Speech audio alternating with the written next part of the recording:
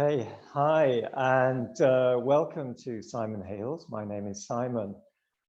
Today I am joined by a circle of amazing women, really powerful, what I would say, warrior women. In fact, just before we started this call, I pulled this card, which is the warrior. So that kind of felt so appropriate.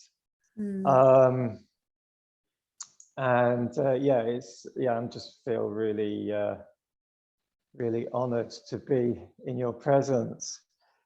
And we met a few weeks back to really share with each other and with anyone, with the audience, the kind of practices that we have developed for ourselves that help us to stay in a good place, particularly, amidst all the challenges and the chaos that we've all been facing over the last year or two, and with the aim that in sharing that inspires you as well and brings some kind of guidance, and really each of us in our own way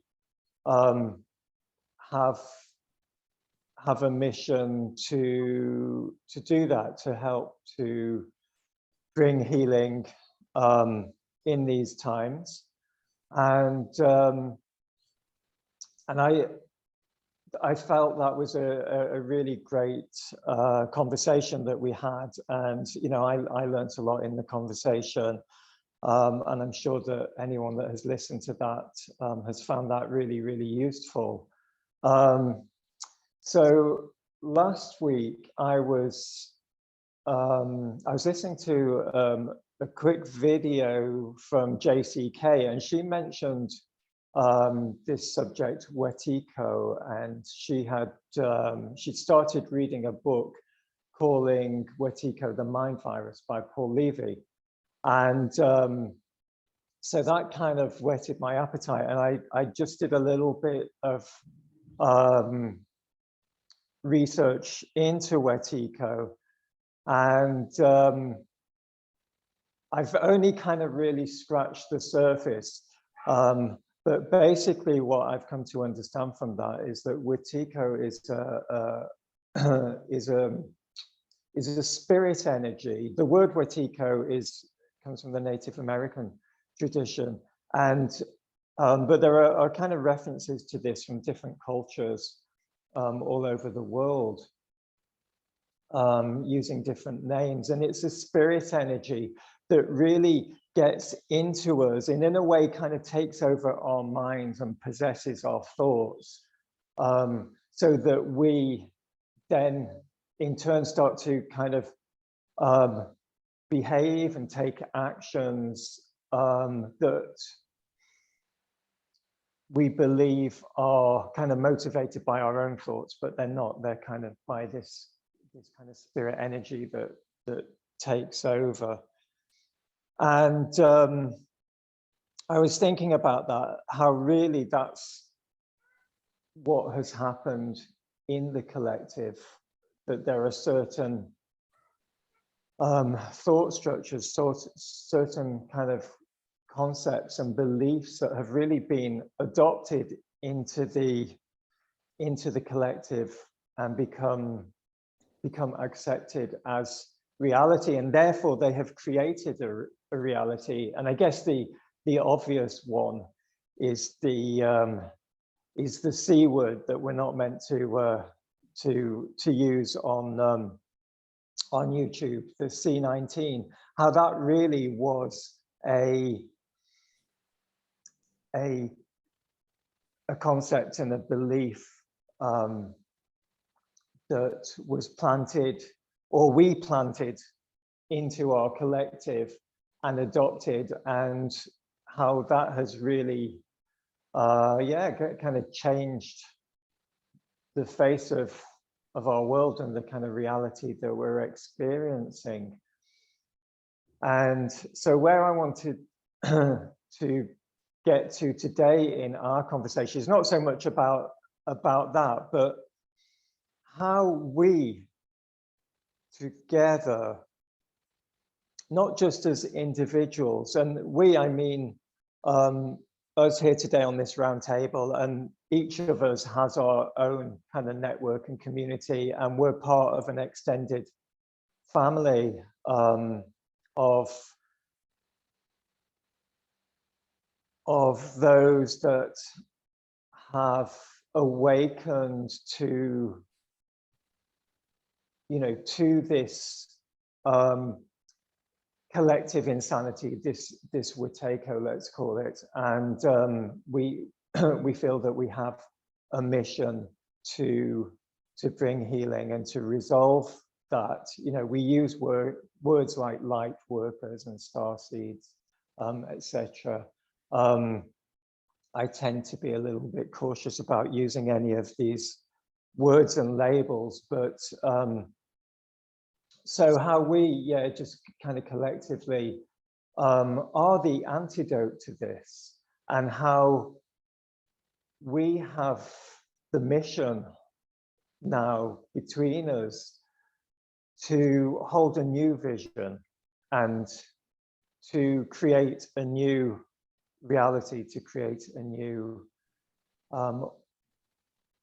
alternative to this kind of, you know, really dystopian reality that has been created, which we've been part of creating. This is not about us being good and others being bad or wrong. You know, this is something that we have equally been responsible in manifesting. And, you know, maybe could kind of liken us to if you were to take that kind of Darwinian concept of evolution, which I don't particularly buy into, but if it did happen like that, then, you know, we all started off in a pond somewhere and evolved from single cell amoebas into you know, into little kind of fish, etc. And then at one stage, one or two of the fish started to stick their heads out of the water and go, you know what, it's okay out here. You know, we could make a life out here, and that's how we evolved. So I kind of liken us to the fish that are sticking our heads out of the water here and looking at a new perspective and a new reality, and just kind of starting to carve the way for that. So I hope that makes sense. That's how I wanted to just kind of really set up this conversation and see what that brings, and see what your thoughts and feelings are on that. So yeah, I'm doing this on my phone, so I can't actually see all of you. So I don't know what order we're in here. So if someone, I can see you, Jax. For some reason, I'm being shown you. So I don't know if you'd like to, yeah, respond to that or add to that, or. So as someone who's not familiar with Wetiko, Simon, I was given a very quick brief by a friend before, but you said it's a spirit energy, and my understanding from a friend that gave me a quick rundown is has it got something to do with how the collective energy can be pulled down when they're in all of the same mind on something that's been programmed in? Am I understanding that right? Yeah, I think so. I mean, and that each of us who are in our own center of our own power, like we have an influence where, by being in our center and our authenticity and our power and our light, that others can lift up and out of that programming and into tapping into well, I guess through the program. And so again, I may not be understanding it, because it was just a quick summary I was given. Yeah, so. and you know, I'm not an expert on this at all. I've only just started to explore this, and yeah, I wasn't really intending for this to be a conversation specifically about Wetiko. I just wanted to kind of use that as part of really setting, you know, kind of setting the scene for this conversation. But yeah, more the way that how we collectively create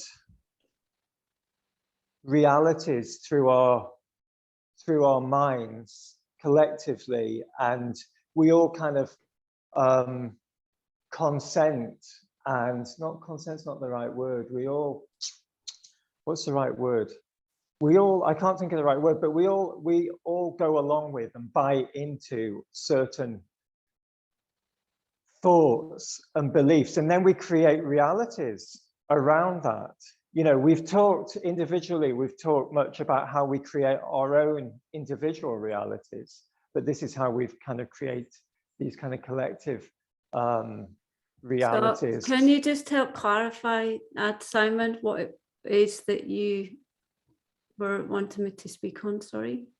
Just how we, meaning you, me, us as, I don't like to label, but we can use words like kind of light workers or starseeds, people that have awakened. Right. How we can be part of the solution to that. Okay. And joining our forces together as well too. How can we collaborate, and how can we create the antidote to this, to create a new earth and a new future? I guess just from my own perspective, and that whenever, for me, it's just always about how aware are we being with ourselves and any of our thoughts, words, actions. And that's constantly changing, because it's only in a state of awareness that we're then aware of how we're impact and influencing what we're bringing into our experience, but also how we're affecting and influencing those around us. And so for me, just always having my compass aligned to just continually staying on that self-awareness journey. Then from that, I don't identify with the labels of light worker, starseed, etc. And I know that there are people who very much identify with that. But what I do know is that I feel very aligned with the patterns in nature, and I love to spend a lot of time in nature. And whenever I'm feeling that my energy or my thoughts are being pulled out or grabbed into something, or whenever I'm trying to push to make something happen, then I recognize that. I recognize that I've got a motivational driver to either avoid, or I've got a motivational driver to influence. And either of those, I feel, take me out of that centered space. So from that, it's like the C word that you said, that, you know, we're not supposed to use, etc. I don't care about using it or not using it, because I don't have an energy attached to it, behind it.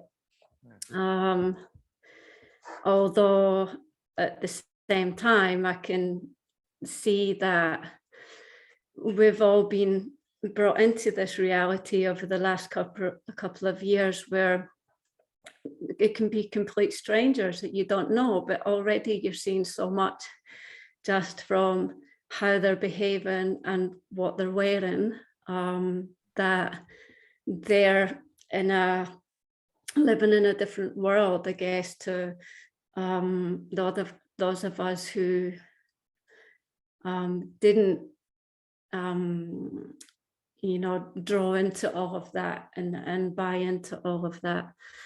At the same time, though, I don't feel that it's my place to that for me, that's okay. That's okay that there's people who are in a different place, who are in a different belief system. And I mean, I don't know if that's what you're, I don't know if I'm on track with what you're asking to. No, there is, no, that's fantastic. There isn't a specific track that Right. I was looking to be on. I just wanted to see what would come up to start to, so that hopefully as we go through this round table, this conversation, we start to build up a bit of a kind of toolbox of how we are creating and becoming the antidote to this. So from what you're saying, Can I have? from what you're saying, Jax, there, you know, an important part of this is both at an individual level, not focusing on anything that really is not aligned with where we want to be individually. And then when we come together, like we've come together today, is to not to get into those kind of topics and those conversations and just kind of really not make them part of our collective reality, and just focus in our on our, you know, our individual thoughts, and when we're together, focus on creating something that's very different and being part of something that's very different. I think it's just being authentic in all experiences at all times as much as possible. Yeah. I have a little bit different perspective on this. Okay, as Jax just mentioned a few minutes ago, that staying neutral, like non-attachment, is essential. I would say it's absolutely correct. And furthermore, if we can all just live from the heart space, not using our mind, which is easily washed, can be, you know, manipulated from any possible angle. If we can just stop thinking and think in our heart without any thoughts, we could be so easily reattached to the higher realm with our true nature, with a high mind, right? And in this space, in heart space, there is no place to judgment. And only in this space we can fully understand that there is no good or bad, evil and, you know, kind. It's just information. It's just God's information, and we all play part on each side many times over. So judgment, this is how we anchor this reality that we hate so much, because let's admit, we are the matrix, you know, this artificial overlay, this artificial intelligence. This is what we embody and keep repeating, looping in the timelines over and over again. So the only solution to that is just stay neutral, equanimous, no attachment to the, you know, no judgment whatsoever, you know, to label this is good, this is bad, this is my truth, this is not truth. Your truth is not truth at all. My truth is better than your truth. All of this makes us, you know, looping in the timeline, and makes us delay the manifestation of this beautiful new reality that we are longing so bad, right? Well, that's it. This is my well, Elena, that may have been short, but it was absolutely perfect. And yeah, just just such a wonderful message. So really the antidote to this collective insanity is to let go of all judgment, and to connect with the heart, and really kind of get away from this being on one side or another side of any kind of given situation or conversation, and just kind of letting go of all judgment. Yeah. It's not easy to do, I have to say, because it feels so good being righteous, being right, and playing right and left, for not being in the same place, on the same page of the same book. But what can we do? I think it's really easy to drop into judgment and be in our mind, because we're taught from the very beginning to deal with the world that way. It's a very unfamiliar space for most people to be in their heart.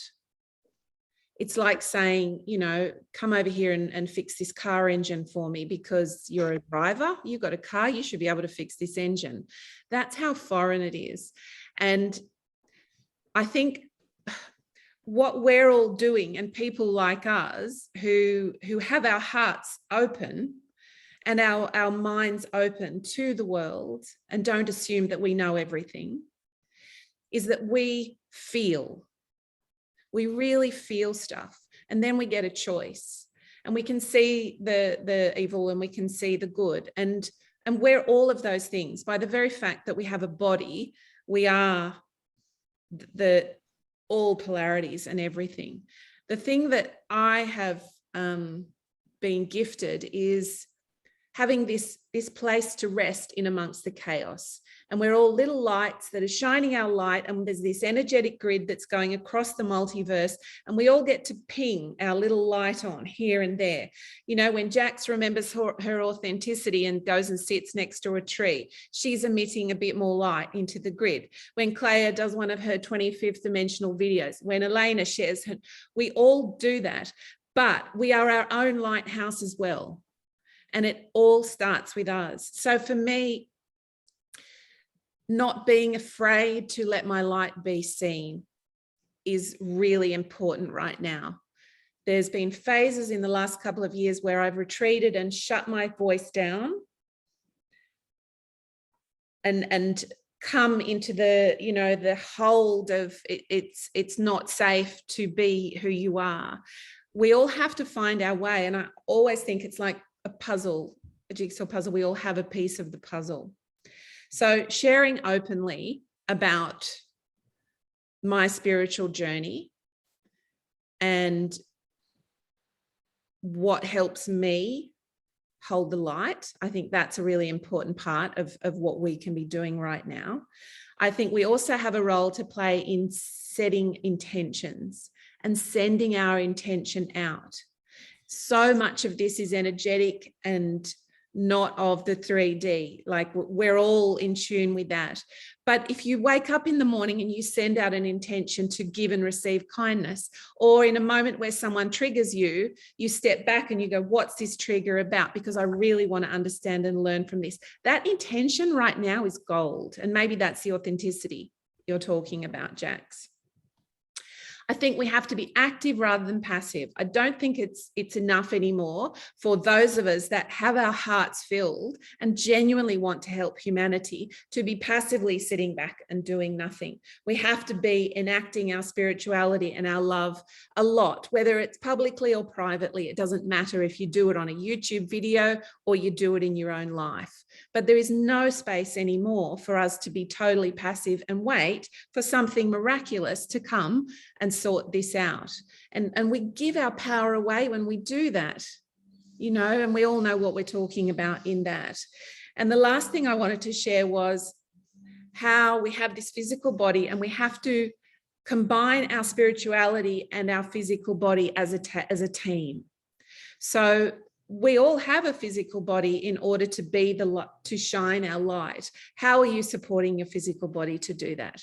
So it's not it's one thing to talk about authenticity and intention and being in your heart, but if you can't use your body to do that, if you can't feel safe in your own body to do that, you're not going to get very far. So this idea of sitting in stillness, sitting in your heart, spending more time by yourself than on social media, to me, that is all a really essential part. And what I love about the last 2 years is it's made my physical, interactive, get out and be Mel in the world come down to this, but it's taken my spiritual world and my connection with gorgeous people like you into this infinite level.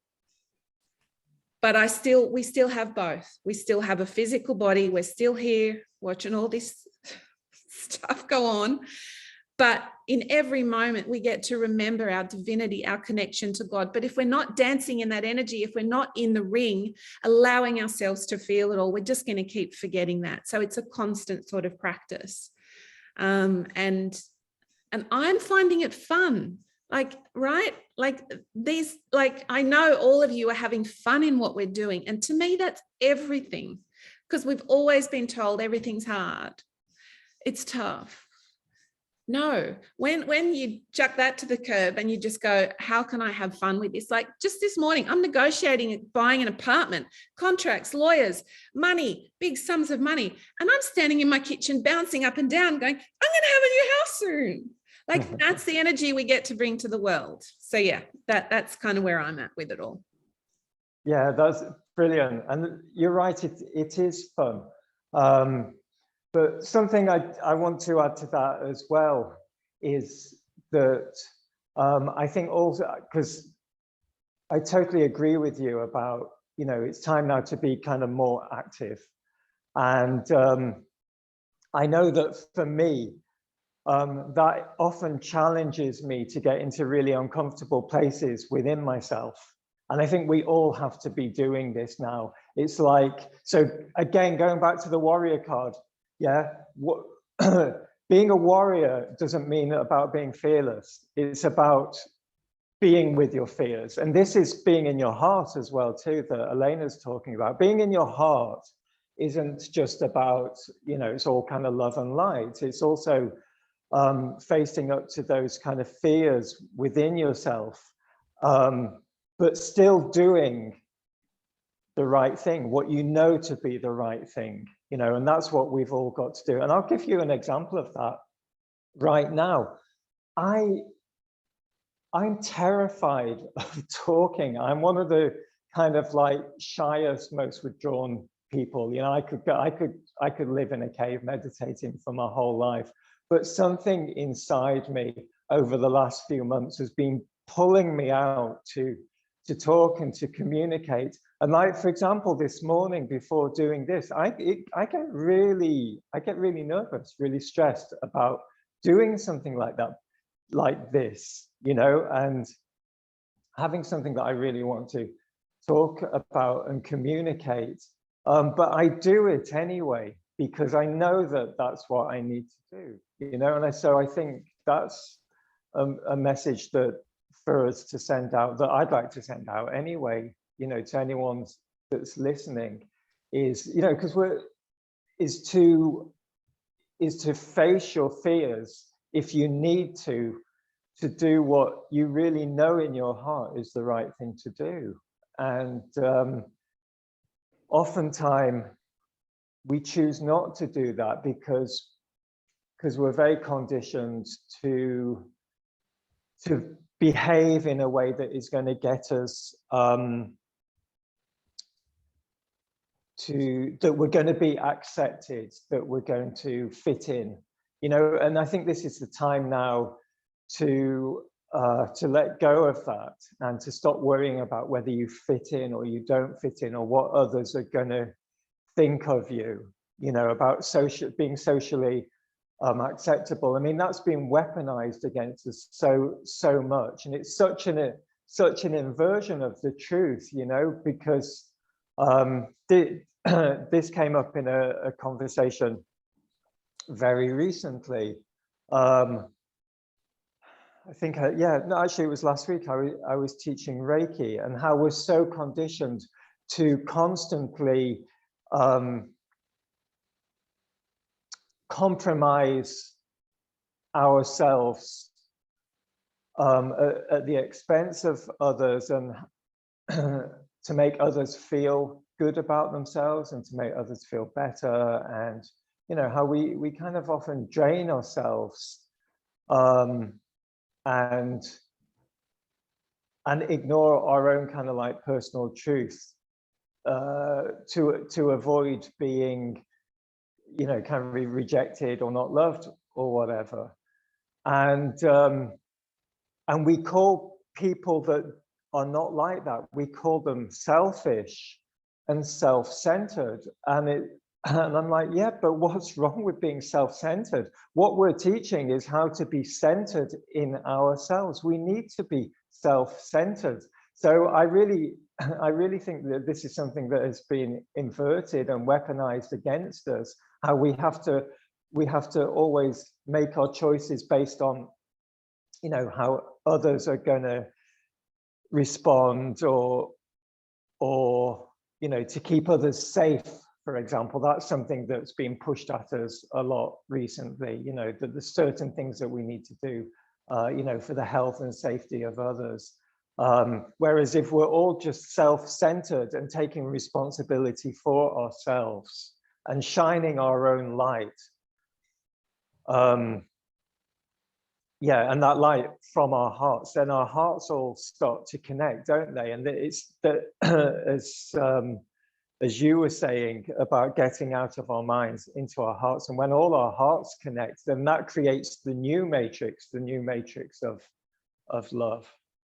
If I may say something, Simon, I Please. have only heard about the Wetiko concept from you today, so I don't know very much about it, but it sounds very familiar, because even though it's coming from a different, or it looks like it's coming from a different perspective, which is the more spiritual angle, it reminds me of, for example, what a lot of psychologists are talking about, that is called actually mass formation. They talk about this event where basically 30% of the population historically, and it's happened again, are more prone to being programmed. And these are people that are originally, even before an event happens, these people are alienated. Again, going back to what Elena said, basically they're not in touch with themselves. It's simply that. So they're alienated, they feel isolated. So it's easy to manipulate them, where they can identify with each other and they can see everybody else as the other, which is always the game, to always make us feel like it's us against them. This is a very old game. The reason I bring this up is because, for example, one of my personal heroes is Bobby Kennedy Jr. The guy has the heart of a lion. I mean, is just sharp. And while I completely understand what he's doing, and I am so grateful for people like him, we are assuming, it's like saying, we've been talking about this, Simon, in our previous interviews together. We are assuming that the only way to solve a situation is, say that you have a scab on your arm, the only way to solve it is to heal the scab on the arm. Whereas we know that your intention and what you do as a multidimensional being is much more powerful, can be much more powerful. So a lot of us have done this work in the background. So we are doing a ton of work. Now, that is not an excuse to say you can just be a slob in 3D because you're already carrying all this. And we go back to what Melissa was saying now, because she was saying you still need to be active, okay? So to give an example, if you see somebody mistreating a dog in the street, you don't just want to say, oh, but multidimensionally, it's okay, I'm creating a better world. You want to go there and kick their butt, basically, or maybe I'm talking about myself. I don't do animal abuse. But the point is, we are doing things on many different levels. So it just depends on where you look at a problem from. Now, it's very powerful to connect to yourself and do things on a spiritual level, because that does solve the problem at the basis, at the root of all of this, which is our connection to ourselves. So the moment that you do something like Melissa suggested, you are just kind to your neighbors. You don't have to be an activist, as in, you know, the connotation we give to the word activism, like, for example, Bobby Kennedy. You can change the world just in the 3D by just being a kind person instead of taking advantage of others. Do you know how many times, it's always been a thing with me. I came to the United States for the first time when I was 16 years old as an exchange student in high school. I still remember this expression that people use here. It hit me so hard.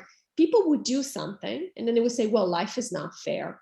And my response every single time was, do you know why life is not fair? It's because people like you do the things you just did.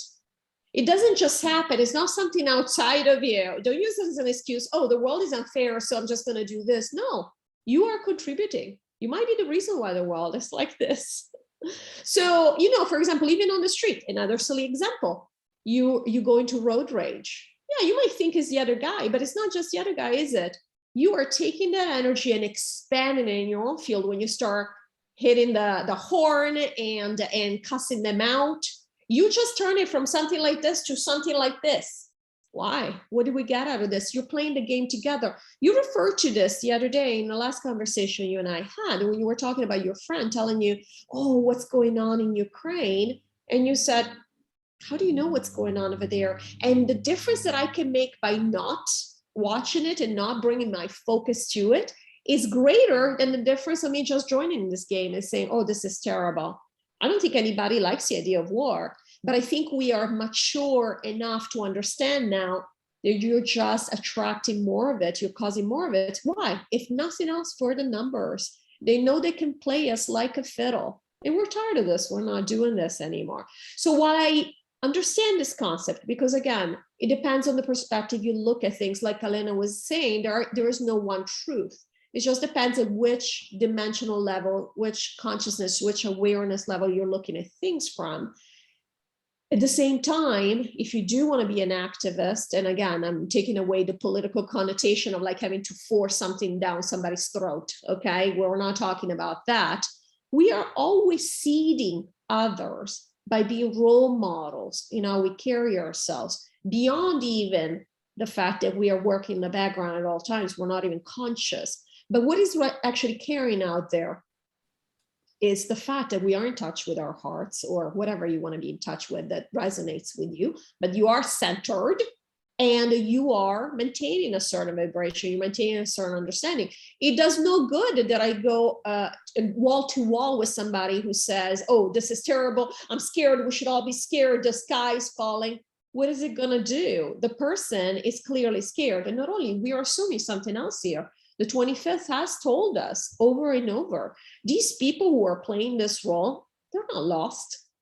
Again, we look at it from a 3D perspective. We're like, oh my goodness, what is wrong with these people? There's not even a thing anymore. They're still wearing the things, the paper diapers, whatever. But there is no judgment in the sense of, once we realize that, again, talking about seeding, once we realize the 25th command somehow it came in at this time, right? Nothing happens by chance.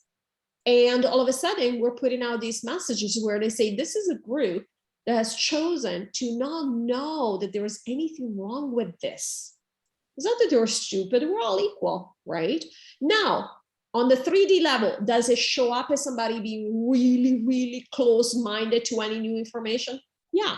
Is it dangerous for other people? Yes, it can be, but only if you believe that other people can affect you. Now, can they affect you? Did we also have to submit ourselves to lockdowns because a few people do like that kind of narrative?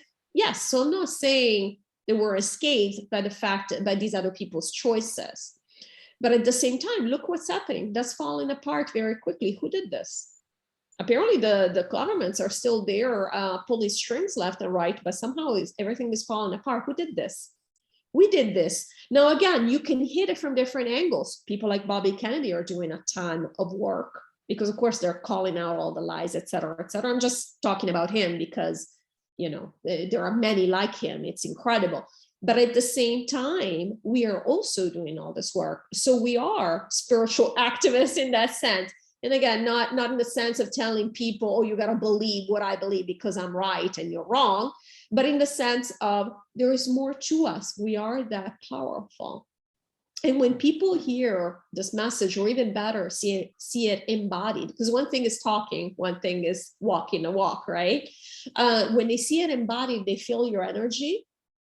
You don't have to say much. I'll give you a case in point. My boyfriend, he used to be a lot more 3D when I met him. And I never counter what he says. One, because it is not for me to do. I don't expect anybody to think like me. But secondly, because I don't give it resistance. I'm like, okay, However, I will ask questions and I will bring things up. In this day, you mentioned that actually earlier this week, because it's amazing what a long way I've gone in 5 years. I never mentioned this, but I can see the transformation. This happens because, not because I'm telling him, oh, you're wrong and you need to inform yourself. In fact, I barely ever send him any information because it's not about information, is it? It's about the fact that you see that there is a different way and you start questioning. So in that sense, activism, I think we're being very active. This particular group specifically, we're out there, in a 3D way, we're out there making a difference. But even if this wasn't the case, just in our own private lives, we are being active if we're being conscious of what we're doing and of the difference that our behavior makes on anybody. You don't know. I told this to Mel a long time ago that, I don't know if you remember, Mel, this was months ago. You could be at the supermarket focused on picking lemons, and you could be affecting somebody that's 100 feet from you in the supermarket just with your energy, because that's how energy works. It's not, it's not limited. We are limited. Our energy is not limited. So if anything, I would like people maybe watching this to know that there are many ways of being an activist. The main thing is be in connection with your heart, what you believe is. Don't let other people tell you what to believe. If you believe that the government is going to save you and is your friend, go for it. I mean, if that's what you need, but ask yourself, why do you need that? Why do you need to rely on an outside source of authority to tell you what to think, how to feel safe? What's going on inside of you? I don't feel unsafe with the world situation. In fact, the 25th has confirmed the situation has never been as good as it is right now in the world. On this planet, the situation has never been as stable and as non-violent as it has been right now. And I know this will sound crazy considering everything the media has been pumping at us, but why are they doing that? They're doing that because it is true that there isn't enough violence out there, and they have to propagate this idea so that we create it. It's just what you said, Simon. We're the ones creating the reality. They offer the idea and then we get all worked up. Like what's happening in Ukraine. I have people that I know, I've seen the messages, I belong to some groups, they're sending their husbands to fight on the border.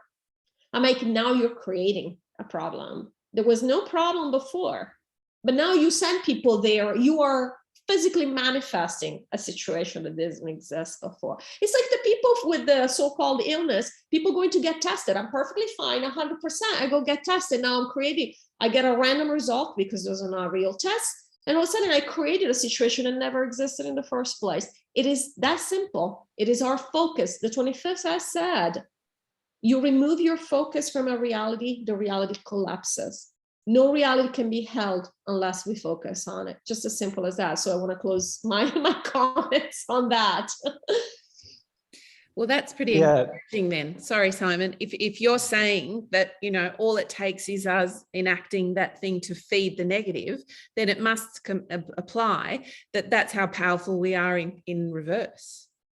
Like imagine the power that can come with kindness, gratitude, being in your heart, feeling a trigger in your body and choosing not to be attached to it, becoming the observer of your anger or your frustration and allowing it to just be there and pay attention to it and let it have its moment and accept it.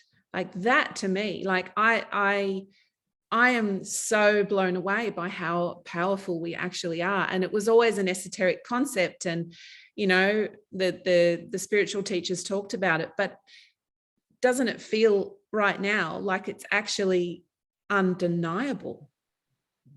It's wonderful, and we get to use it for good, right? We're superheroes for the good.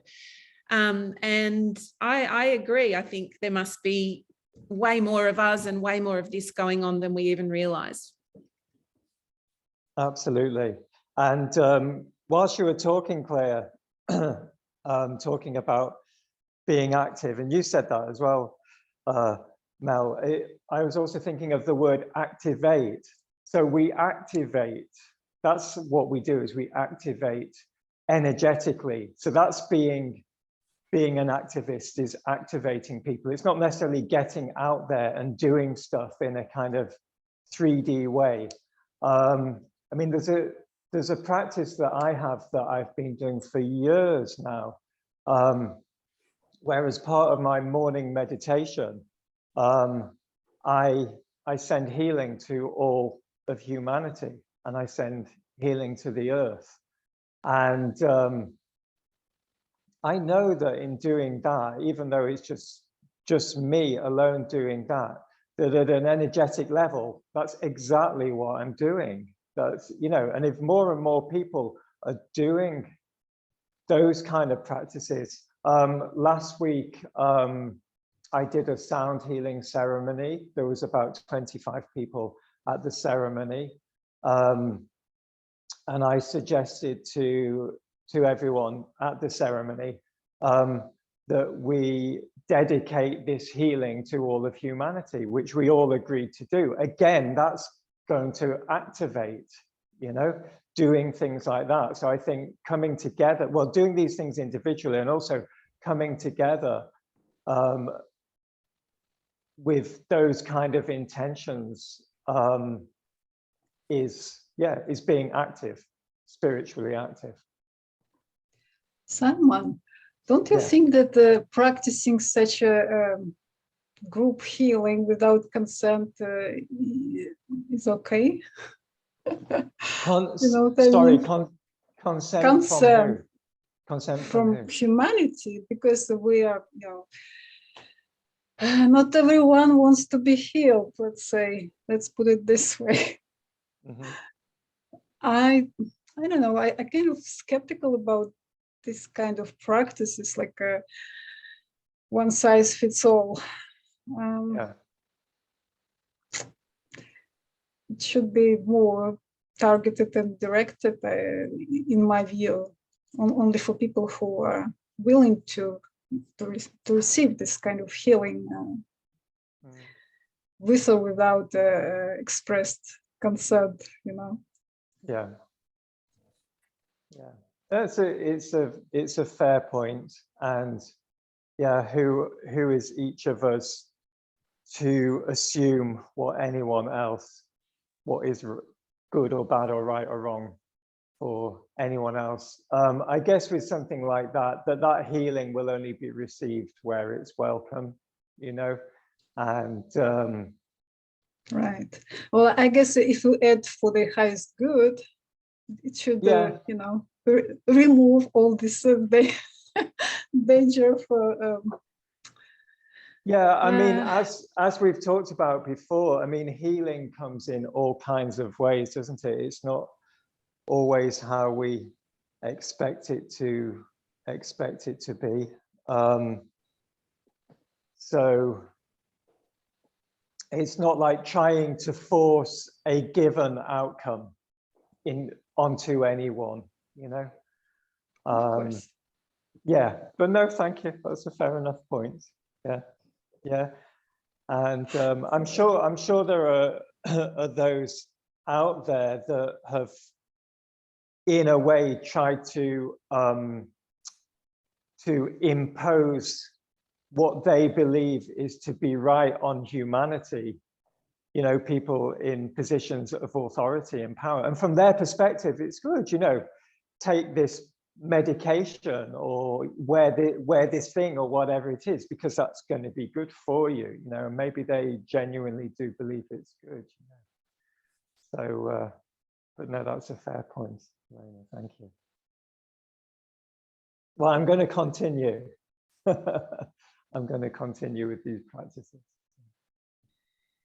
So, I am loving, I will say, I am loving that everyone has a different take on these things, because it means everybody has connected with their highest self, their guides, whatever they believe in, and has come to a conclusion for how they want to play this. I mean, I have no doubt all of us are on the side of the light. So it doesn't really matter. I mean, these are, you know, splitting hairs sometimes. The bottom line is that we all believe in nonviolence, which is very important, in the fact that we are willing to do, and we are doing a lot of work, both spiritually and in the 3D as much as we can. And everybody's work looks different, and it's okay.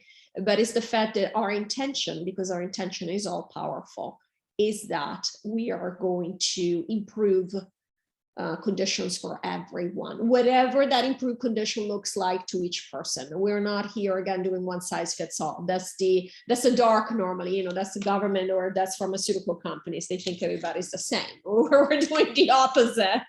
We're saying that's not the case. And that's respect. What is that? That's respect for freedom. I mean, we are free. We're sovereign individuals, even when we act like, you know, we're following orders. For example, my perspective is that nobody needs healing, for the simple reason everybody's choosing exactly the experience that they want. But it doesn't mean that now it's wrong for other people to heal people, right? Because again, who's going to come to you is the people who need that, and they need that from you. I've done many sessions of energetic healings. I've done one with Jax, for example, that was amazing. And I'm sure it helped. I know it helped in my spiritual growth as well. So all of this is needed when the person is ready. I mean, we know this. It's always up to the person at the end of the day to seek. And that is what has value, is the seeking. If we seek with the intention of finding the truth, our truth, we will find it. Yeah, that's certainly been my experience, Claire. It's been the seeking. You know, I've been a seeker and a searcher. And I remember once someone said to me, I was like the fish looking for the water. Excuse me, Mr. Fish, can you tell me where the water is? And the other fish is like, doesn't know what to say. How do you explain to the fish that they're in the water? And even that done my head in, because I'm like, what the fuck does that even mean? And now I look back and I go, duh, yeah, you know, it's like I thought spirituality was something outside of me, and then you learn it's who you are. You can't take it out of you. It's your essence, and we're all connected and everything's connected. And but you know, when you're coming from here, which I was for so long, you know, it's like get as much information as I can, acquire as much knowledge as I can, read this, listen to that, you know. Oh, and then it's so different once you literally do go inside, because I didn't even know what that meant. What does it mean all the answers are inside of you? What does it mean to go into your heart? What does that even mean? Still coming from here, but what does that mean? What does that mean? And when you just stay with it, changes are happening and transformation is happening, but we all have our own timing on when it's going to go click over, and then you're in here and everything opens up once that happens, because it's a different intelligence and your knowing is accessed, and this is not in the way as much anymore. And because action has come up a few times being such an important part of the journey, one of the other things that I've noticed is that what is the action for us to take is different for everyone. And one of the things that I used to get a bit fumbling my way around was other people saying, oh, you should this, you should that. And a lot of the shoulds come from the spiritual community. You should put yourself out more. You should be, you know, out there and shining your light. You should be doing all these posts. You should be making videos. You should. And I absolutely wholeheartedly recognize that it was coming from a good intention place of you have value, and I can see your value, and I can see where your value, you know, could make a difference if you just put yourself out there more. And yet for me, it wasn't right for me. And then when it was right for me, then it's just a beautiful thing. So I said no so many times to invitations, you know, to talk about it. And the first time I said yes was actually you, Mel, at the start of this year. And it was, and you said to me afterwards, how was it? And I was like, it was so natural. It felt so natural. And so many things happened. I wasn't looking for it. But why did I say yes that time? I don't know why I said yes that time, but everything about it was right. And it was a beautiful experience. Where if I had said yes previously, it would have been very different. It would have been straight. I tried, actually. I remember one time when I was given the advice of do live videos on Facebook, blah, blah, blah. And so I did. And every time was so stressful for me. really, really stressful, because it wasn't my timing and it wasn't what I wanted to do, you know. And it was under the disguise of I had a fear of being seen, I had a fear of communicating. It was never that. I mean, look at me now, you know, I didn't even really know what we were going to be talking about, but here I am. As you said, Simon, you know, for you, it was a big thing. For me, it was a big thing when it was all being pushed at me from elsewhere. But as soon as it became my timing, it's not a big thing anymore. It's one of the most natural things in the world. And in some ways, I feel unrecognizable to my behavior before, but it was coming from a should place. So coming back to, we all know what our own action is. We know what it is. And even just in day-to-day things, day-to-day life things, you know, we know when we're, I don't mean cheating ourselves, but we know when we're not doing the little internal poke that we're getting, you know.